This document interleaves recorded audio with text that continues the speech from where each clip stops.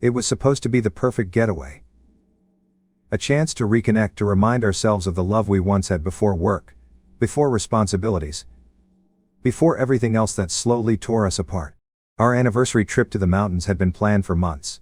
I'd chosen the cabin carefully, the kind of place where we could get lost in the quiet of nature, surrounded by snow-covered pines and nothing but each other for company. I thought maybe this time we could fix it.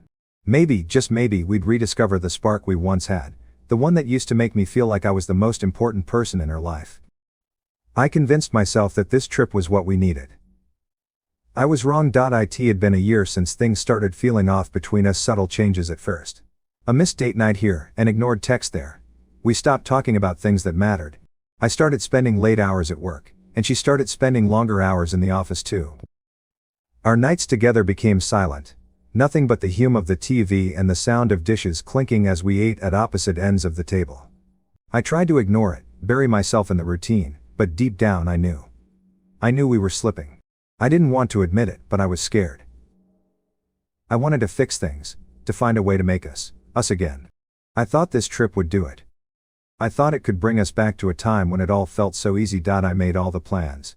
I took care of the details. I even bought her favorite wine, the one she always talked about when we'd go out to eat. I wanted to remind her of the things that made us happy, the things that used to make her smile. I thought that if I tried hard enough, we could make it work. But, as we pulled up to the cabin, I felt a pit grow in my stomach. I should have known that something was wrong. It wasn't the place, or the scenery. It was us. Something was missing. And I couldn't put my finger on it. We didn't speak much during the drive, the silence hanging thick between us, each of us lost in our own thoughts. When we finally got inside, I did my best to act excited. To keep the mood light. I showed her the fireplace I'd made sure was stocked and the hot tub that overlooked the valley. I tried to be the husband she once saw me as, the one who cared enough to plan something special. But the truth was, I wasn't sure if I still knew how to be that person. The first few hours were awkward, but I thought we could find our way. We made dinner together, pasta, simple but good. She tried to laugh at my bad jokes, but it was forced. We opened the wine. And for a moment, I felt like things might turn around. We sat by the fire and I could feel the warmth. But it wasn't the same. It didn't feel right. By the time the clock hit midnight, we were both tipsy, the alcohol loosening our tongues. She leaned into me, and for a second I thought maybe this was it, maybe this was the moment things would change. But when I kissed her, it wasn't the same. Her lips felt distant, like they didn't belong to me anymore. She pulled away first. Her smile was faint.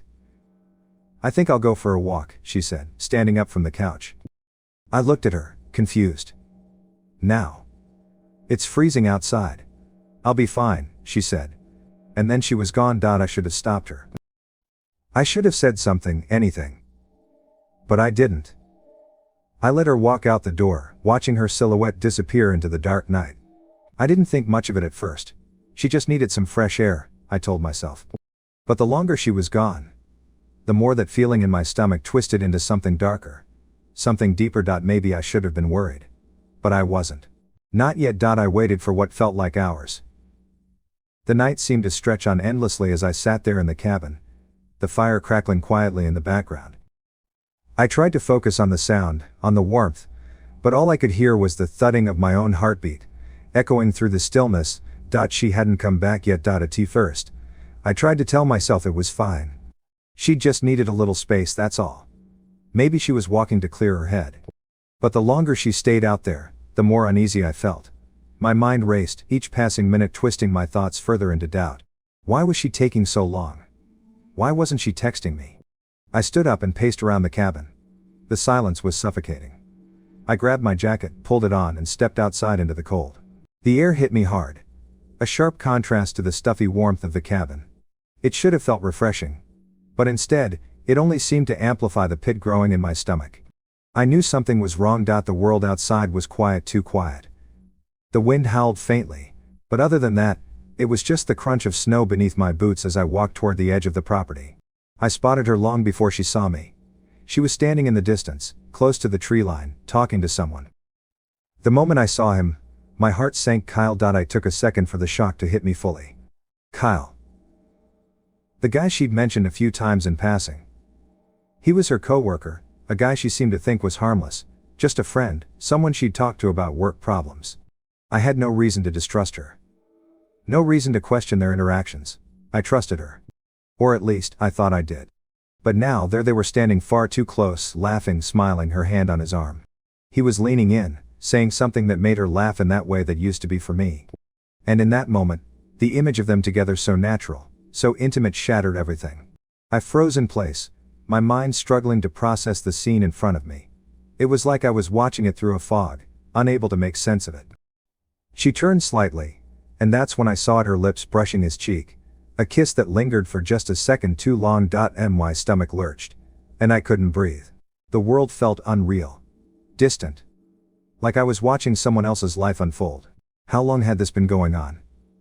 Had she been lying to me this whole time? How could I have been so blind? I don't know how long I stood there, hidden in the shadows, watching them. Part of me wanted to turn and walk away, to pretend I hadn't seen it, to ignore what was happening. But I couldn't. I had to know. I had to confront her. Finally.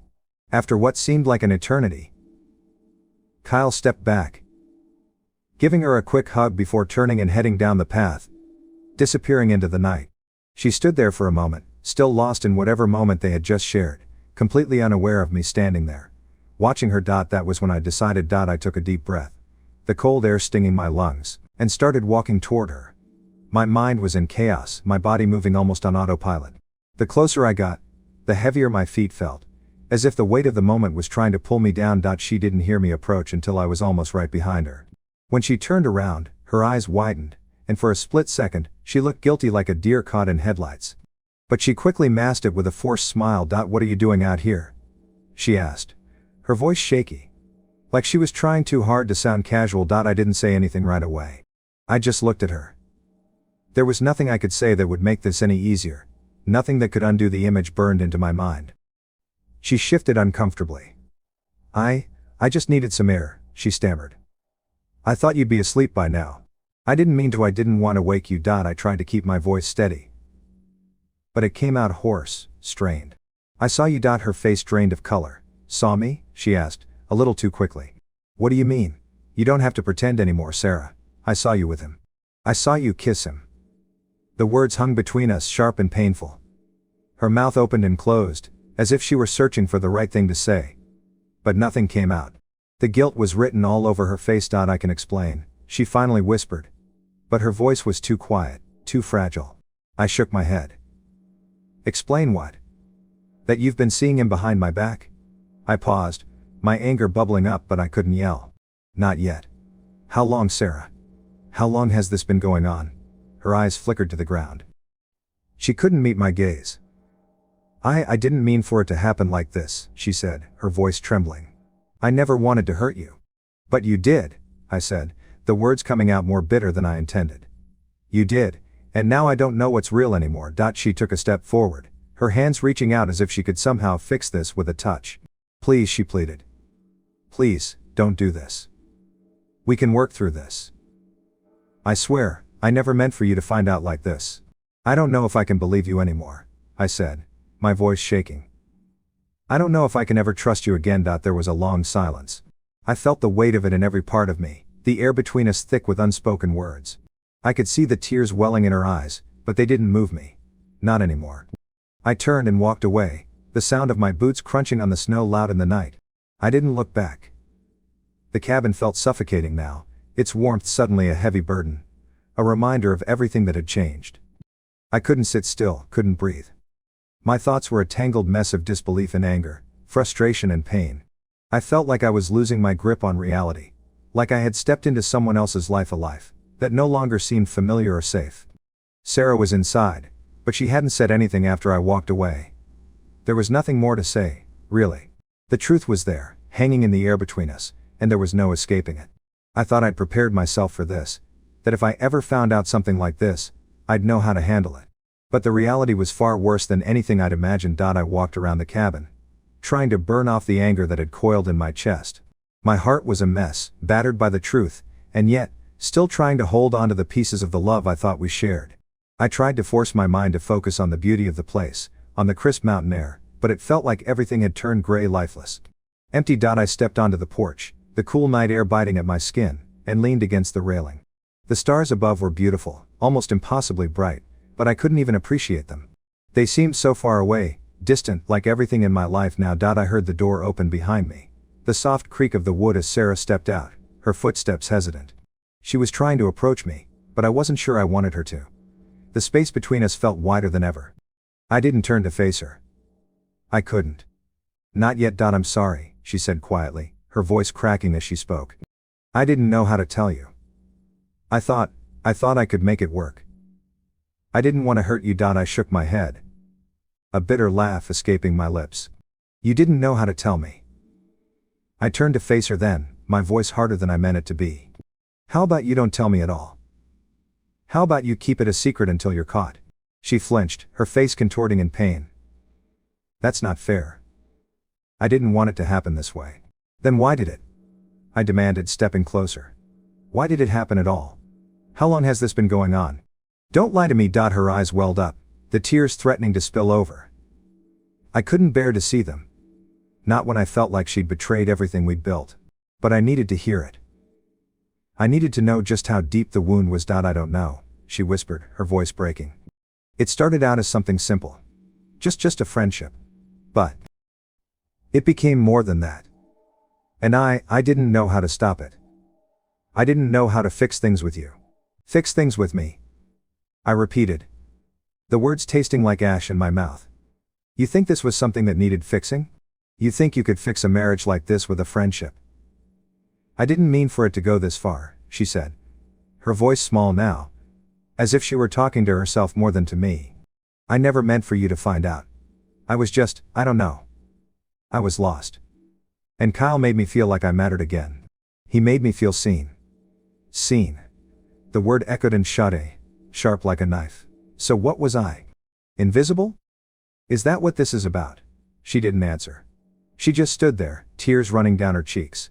I could see the guilt written across her face, but it didn't matter. Guilt couldn't undo what had been done. It couldn't unbreak the trust that had been shattered. The one thing that had once held us together. I could feel my chest tightening as I fought to keep my composure, but it was slipping away. I wanted to scream at her, to demand answers, but the words wouldn't come. My anger wasn't enough to fix this. And neither was my pain. I wasn't sure what I wanted anymore: revenge, clarity, closure. None of it seemed possible. I don't know what to say anymore, she whispered, her voice barely audible. I never wanted to hurt you. You've been a good husband. A good man. But I wasn't enough for you anymore, was I? I flinched at her words, even though they weren't accusations, just painful truths. She was right. Something had changed between us. I couldn't pinpoint when it happened, but I knew it wasn't her fault alone. I'd let us drift. I had. I couldn't deny that. But this betrayal was something I couldn't look past. I took a step back, putting distance between us. The space felt like an insurmountable gulf. I think we need some time, I said, my voice a rasp. I can't do this right now, Sarah. I need to think. I need to be alone. She nodded, her shoulders trembling as she wiped her eyes. I understand, she said softly. I'm so sorry. I love you. I never wanted to hurt you. Her words hung in the air, meaningless now, like echoes in an empty room. I didn't respond. I just turned and walked back inside, leaving her standing there on the porch, alone in the cold night. The cabin door clicked shut behind me, sealing the distance between us. The silence that followed was deafening. The kind of silence that felt like a death sentence for everything we had been. And maybe it was. The days that followed felt like a blur. The cabin had never felt more suffocating. I spent most of my time inside, avoiding her eyes, avoiding the conversations that needed to happen. There was no need for more words, no need for explanations. She had already said everything and nothing at all. I wasn't sure if I was angry or heartbroken, and in a way, that made it worse. Not knowing what to feel. I couldn't stay there anymore. Not with the air thick between us, with the remnants of a life I no longer recognized hanging in the shadows of every room. The walls felt like they were closing in on me, trapping me in a memory I couldn't escape. I called a friend, someone I hadn't spoken to in a while, someone who knew the old me, the person before all of this. I'm leaving, I said. I can't be here anymore. He didn't ask questions, just said, I've got a place for you. Get here when you can. And so I packed up, my hands moving mechanically as I grabbed the few belongings I could bear to take. I left the cabin without looking back, without giving Sarah a chance to stop me, to say what she needed to say. I didn't need her to. I had already heard it all. The truth, her remorse, the apology that rang hollow. It was all too late. I drove for hours, the miles melting away behind me as I tried to outrun the knot in my chest, the feeling that I was leaving something behind that could never be reclaimed. The road stretched out before me like an endless path, and in a way, that was exactly how I felt, lost, unsure of where to go, but knowing I had to move forward. When I arrived at my friend's place, I collapsed onto the couch, exhausted in ways I couldn't explain. My body ached, my mind was numb. But the one thing I felt more than anything was the emptiness. The thing that had once felt like love now felt like a distant memory. I didn't hear from Sarah for 2 days. No calls, no texts. I didn't expect them. She had done what she had to do to save herself, and I had done what I had to do to save mine. It wasn't about us anymore, it was about survival. Then, on the 3rd day, I got a text. I'm sorry for everything. I hope you find what you're looking for. I'll always love you. Even if I don't deserve it. I stared at the message for a long time, the words searing through me. I didn't know how to respond. I didn't know if I should respond. I deleted the message. That was the last contact I had with her. No more apologies. No more attempts to fix what was broken. It was done. We were done. In the days that followed, I focused on rebuilding. I stayed with my friend for a while, and then I found a small apartment in the city. It wasn't much, but it was mine. I learned to live alone again, to find comfort in solitude. I picked up old hobbies I'd neglected, like running in the mornings and reading at night. Slowly, I began to remember who I was before the lies, before the betrayal. The pain didn't disappear, but it dulled.